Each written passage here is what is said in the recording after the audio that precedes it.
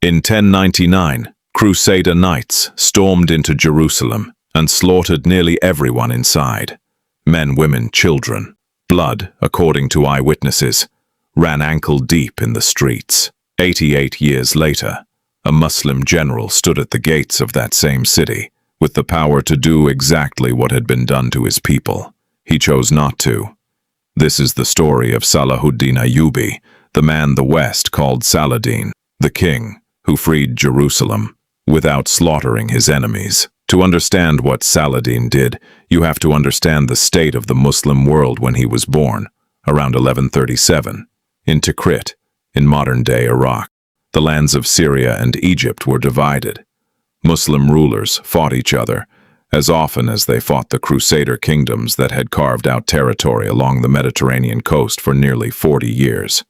Jerusalem itself had been in Crusader hands since that brutal conquest in 1099. Saladin didn't start as a warrior king. He was a Kurdish soldier's son who rose through the ranks of the Zengid dynasty, eventually taking control of Egypt, then unifying it with Syria. What made him different from the rulers before him wasn't just military skill. It was a singular goal: unite the fractured Muslim world and take back Jerusalem. By the 1180s, he had done the first part. Egypt, Syria, and much of the surrounding region answered to him. The Crusader states, by contrast, were weakening, divided by their own internal politics. In July 1187, Saladin made his move.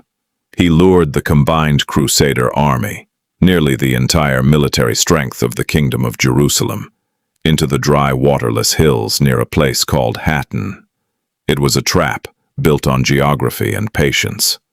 The Crusader army, weighed down by heavy armor, marched for hours under the summer sun, with no water source in reach. Saladin's forces controlled the wells. By the time the two armies clashed on July 4th, the Crusader knights were exhausted, dehydrated, and demoralized before the fighting even reached its peak. The result was catastrophic for the Crusader kingdom. Their army was annihilated. King Guy of Jerusalem was captured. The relic believed to be the true cross, carried into battle by the Crusaders, was seized. With the Crusader army destroyed, the road to Jerusalem itself was undefended. Saladin reached Jerusalem in September 1187. The city's defenders knew what history predicted. When Jerusalem had fallen to the Crusaders in 1099, the result was a massacre. They expected the same in reverse.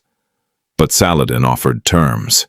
He gave the city's Christian defenders, led by Balian of Ibelin, a chance to surrender peacefully. Negotiations were tense. Balian reportedly threatened to destroy the city's holy sites and kill Muslim prisoners before surrendering if mercy wasn't offered. But ultimately, terms were agreed upon. On October 2nd, 1187, notably the same date as the Prophet Muhammad's night journey, Isra and Miraj, Jerusalem surrendered without the slaughter its residents feared. Here is where Saladin's story diverges from nearly every other conquest of that era, in either direction.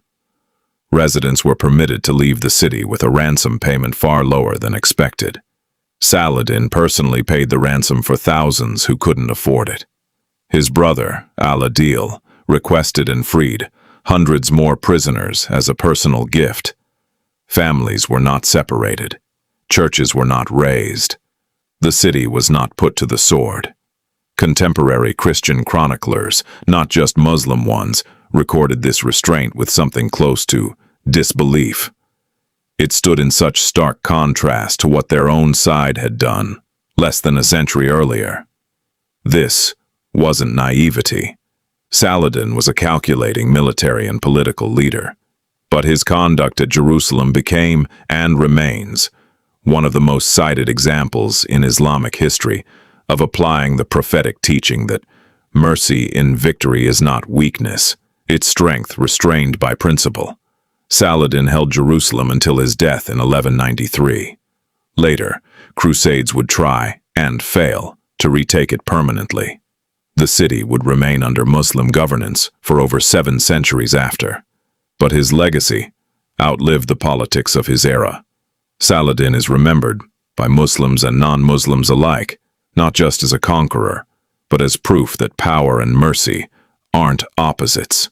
If you want more real sourced Islamic history, not the sanitized version, not the propaganda version, just what actually happened, subscribe, and I'll see you in the next one.